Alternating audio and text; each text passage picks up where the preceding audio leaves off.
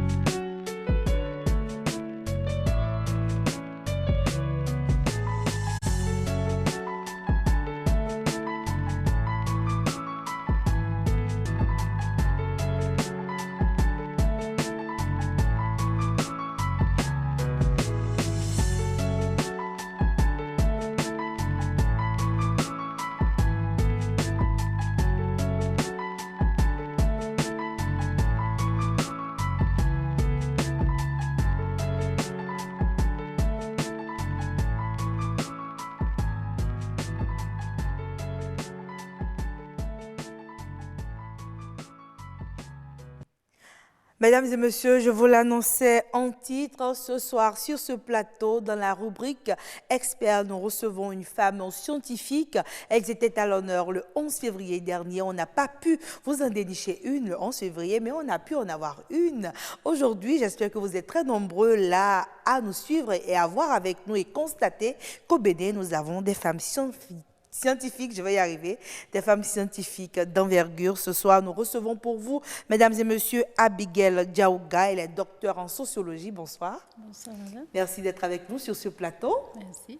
Alors, pour beaucoup au Bénin, est-ce qu'il y a vraiment des femmes scientifiques? C'est la question qu'on se pose à chaque fois, mais vous êtes là, dites-nous. Est-ce que vous avez beaucoup de collègues femmes, comme vous, femmes scientifiques? Assez de femmes scientifiques. C'est vrai que quand on dit femmes scientifiques, on pense beaucoup plus aux sciences dures, les mathématiques, les sciences exactes. Mais il y a d'autres spécialités comme la sociologie, dont je suis issue. Voilà, ce qui fait peut-être que les gens disent qu'il n'y a pas beaucoup de femmes scientifiques. Ces filières sont à prendre en compte. Ok, ces filières aussi sont à prendre en compte. Aujourd'hui, l'Organisation des Nations Unies a décrété une journée où on célèbre la femme scientifique. Est-ce que vous pensez que c'est opportun? Je pense que c'est opportun. Déjà, comme vous l'avez souligné, c'est vrai, il y en a aujourd'hui, mais c'est à encourager. Donc, pour encourager les femmes scientifiques, déjà, le chemin n'est pas facile pour les femmes quand on voit le rôle que la femme doit jouer dans la société et en même temps jouer ce rôle qui est un peu masculin, hein, selon plusieurs sociétés. Et on constate que c'est vraiment nécessaire que cette journée-là, c'est une bonne journée pour pouvoir célébrer les femmes scientifiques et encourager celles qui ont envie de faire ce parcours. D'accord, mais est-ce qu'en tant que femme scientifique, vous êtes intéressée justement par d'autres sujets, d'autres aspects de la science que n'abordent pas les hommes?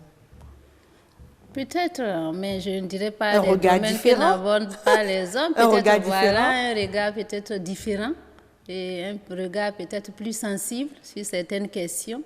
Notamment, vous allez remarquer que les questions concernant la violence basée sur le genre a connu un exploit et a fait son bout de chemin. Ce combat est en train d'être mené. C'est parce que des femmes se sont levées pour dénoncer certains faits.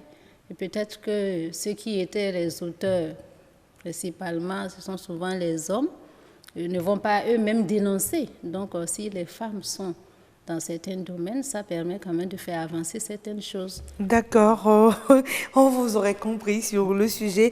Alors ce soir, vous êtes aussi sur ce plateau en tant que docteur en sociologie et avec vous, on s'intéresse à la sociologie de l'éducation. Alors quand on dit sociologie de l'éducation, à quoi cela fait référence? Oui, la sociologie de l'éducation fait référence à l'éducation justement, mais il faut dire d'abord la sociologie, c'est quoi? La sociologie, c'est une science qui étudie les faits sociaux, savoir qui s'intéresse aux normes sociales, à l'ensemble des systèmes qui sont mis en œuvre par une société donnée pour permettre à la population, aux communautés de vivre ensemble. Donc l'ensemble de ces règles-là qui permettent à des hommes et à des femmes de vivre ensemble, de pouvoir éduquer, de pouvoir socialiser. Si on prend Durkheim qui parle de la socialisation qui se passe au niveau de 2 dimensions, à savoir l'intégration. Il faut éduquer la génération des adultes, éduquer les plus jeunes pour les initier aux normes sociales, pour leur permettre d'intégrer le tissu social. Et de l'autre côté aussi, l'autre aspect de la socialisation qui concerne la régulation, donc un peu le côté répressif. Voilà. Donc la sociologie de l'éducation maintenant s'occupe de tout ce qui est système éducatif, que ce soit système éducatif traditionnel, les systèmes d'apprentissage et autres. D'accord. De façon terre à terre, il s'agit donc de la sociologie appliquée à l'éducation, au secteur éducatif. Maintenant, est-ce que vous pensez que cette sociologie de l'éducation peut être véritablement mise au service du développement? Lorsqu'on parle de développement, il faut entendre déjà l'homme est au cœur du développement. Parce que c'est l'homme qui travaille, c'est l'homme qui produit et c'est l'homme qui consomme. Donc l'homme étant au cœur du développement, son éducation va impliquer le développement d'une manière ou d'une autre. Donc, selon l'éducation que nous avons reçue, nous sommes à même à apporter des réponses appropriées dans le domaine du développement, que ce soit le développement social, économique, que ce soit dans la technologie et autres. Cela est basé sur l'éducation. L'éducation, non pas seulement instruction, mais éducation depuis la base de la cellule familiale jusqu'à la sphère de l'éducation formelle, entre griffes, parce qu'il y a d'autres formes d'apprentissage qui permettent à l'homme d'être capable d'apporter des réponses aux problèmes qu'il affronte dans la société. Et le développement étant un processus, l'homme est inscrit dans ce processus-là. D'accord. Un processus à vie, en quelque sorte. Un processus à vie, oui. D'accord. Alors, cet aspect, justement, du sujet a fait l'objet d'une thèse dont vous êtes l'auteur. Qu'est-ce qui vous a intéressé à aller, justement, vers ce domaine-là? La sociologie de l'éducation, pour moi, est essentielle. Parce que, étant issu d'abord d'une communauté que les gens décrivent comme fermée au système formel de l'éducation, je ne dirais pas réticent à l'éducation, parce que je suis de la communauté Peul.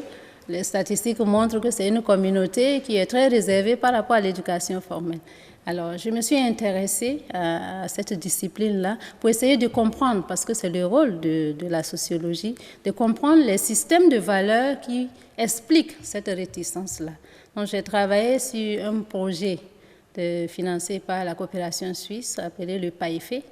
C'est un programme d'appui à la formation, à l'éducation, à la formation des enfants exclus du système éducatif. D'accord. Donc, ce programme permet de récupérer un peu les enfants qui ont abandonné l'école ou qui n'ont jamais eu la chance d'aller à l'école. D'accord. Donc, dans ma thèse, je me suis intéressée plus à l'ethnicité, à savoir comment l'ethnie influence d'abord le choix des programmes d'éducation et comment l'ethnie influence la participation ou non à l'éducation. D'accord. Est-ce à dire que vous êtes dans une dynamique d'un système éducatif un peu plus flexible, qui s'adapte un peu à cet enfant-là qui vient à l'école, à son origine, à son ethnie, à ses difficultés propres? Je crois que je suis dans cette dynamique, c'est bien dit, parce que cette réticence qui est souvent remarquée dans la communauté dont je suis issue,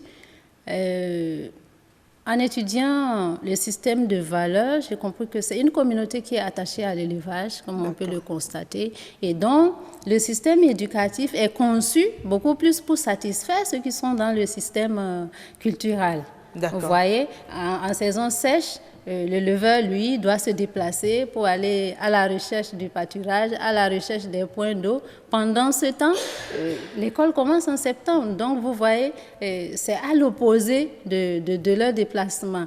De l'autre côté, vous voyez le paysan, en saison pluvieuse, il a besoin de la main-d'œuvre. Ses enfants sont en vacances, il a la possibilité d'utiliser les enfants pendant les vacances. Donc, voilà ce que la sociologie de l'éducation m'a permis de comprendre que c'est le système plutôt qui exclut une communauté donnée.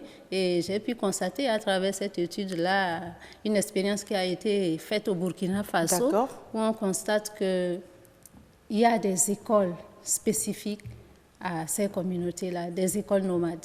D'accord, justement, je voulais en venir, puisque dans d'autres pays, quand je prends par exemple la France, il y a des communautés qui sont pas peules, mais qui vivent aussi avec leurs propres valeurs, quand on prend les Gitans et plein d'autres. D'autres optent pour une éducation à domicile, d'autres optent pour des écoles mobiles. Est-ce que pour vous, il faudrait que le système éducatif béninois puisse s'ouvrir un peu davantage à toutes ces possibilités-là? Oui, je pense que ce système, s'il veut être un système inclusif comme les ODD l'ont réclamé. Il faut qu'on aille vers cette alternative parce que déjà lorsqu'on constate que le système est conçu de telle sorte qu'il exclut une frange de la société qui quand même contribue à l'économie nationale et qui est une partie des citoyens d'un pays, vous voyez tous les problèmes qu'on gère avec les conflits agriculteurs-éleveurs, il faut que ces gens soient éduqués, soient instruits aussi et connaissent les lois du pays. Donc pour ça, il faut aller vers des systèmes vraiment inclusifs qui vont permettre à ces personnes qui se déplacent tout le temps de pouvoir accéder à l'éducation. Mais la conclusion de votre thèse, c'était quoi? C'était que justement avec un système éducatif plus flexible, on pourrait atteindre cette cible ou il y aura toujours des résistances? Peut-être qu'il y aura toujours des résistances, mais ce sera déjà une partie de la solution à certaines questions de résistance. Pourquoi pas? Il y aura toujours résistance de toute façon. Mais peut-être, dans la thèse, je me suis intéressée à un projet de l'alternative éducative, c'est-à-dire éduquer autrement. D'accord. Donc, voilà la question centrale. Ce sera plutôt pour aller vers le développement d'accord, coopération, oui, mais beaucoup plus de la négociation. D'accord. Oui, alors, je crois que ce sera probablement ça, le résumé de cette rubrique-là. Il faut éduquer autrement, il faut une éducation qui prend en compte tout le monde, toutes les parties de la population avec leurs spécificités propres. Merci à vous d'avoir été des nôtres sur ce plateau. Vous êtes bien Abigail Diaouga, docteur en sociologie.